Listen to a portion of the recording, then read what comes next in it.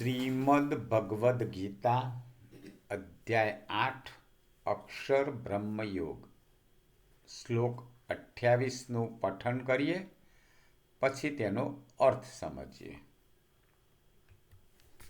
વેદેષુ યજ્ઞેષુ તપઃસુ ચ ચૈવ દાનેષુ અતપુણ્યફલં પ્રદિષ્ટં અતેતત્વિદમિદં વિદિત્વા યોગી પરમ સ્થાનમુપૈતિ ચાધમ.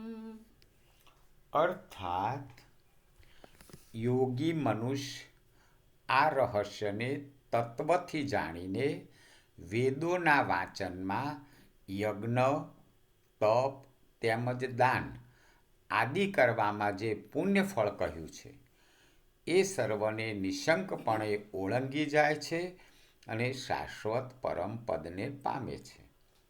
તો ભગવાન શ્રી કૃષ્ણ અહીં 8મા અધ્યાયના છેલ્લા શ્લોકમાં એવું કહી રહ્યા છે કે યોગી મનુષ્ય આ રહસ્ય તત્વને જાણી જાય છે, એટલે કે શુક્લ પક્ષમાં અથવા ઉત્તરાયણમાં દેહત્યાગ થાય તો પુનર્જન્મ પ્રાપ્ત થતો નથી, અને કૃષ્ણ પક્ષ અથવા દક્ષિણાયનમાં દેહત્યાગ થાય તો પુનર્જન્મ લેવાનો થાય છે. તો આ રહસ્યને જે જાણી જાય છે અને યજ્ઞ, તપ, દાન આદિ કરવામાં જેને પુણ્યફળ કહ્યું છે એ નિશંકપણે એની પેલી પાર જાય છે, એ યોગી પુરુષ પરમપદને પામે છે.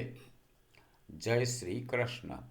8મા અધ્યાયનો આ છેલ્લો શ્લોક છે. હવે આપણે એની પુષ્પિકાનું પઠન કરીએ. ઓમ તત્સદિતિ શ્રીમદ્ભગવદ્ગીતાસુ ઉપનિષત્સુ બ્રહ્મવિદ્યાયાં યોગશાસ્ત્રે શ્રીકૃષ્ણાર્જુન સંવાદે અક્ષર બ્રહ્મયોગો નામ 8મોऽધ્યાયઃ.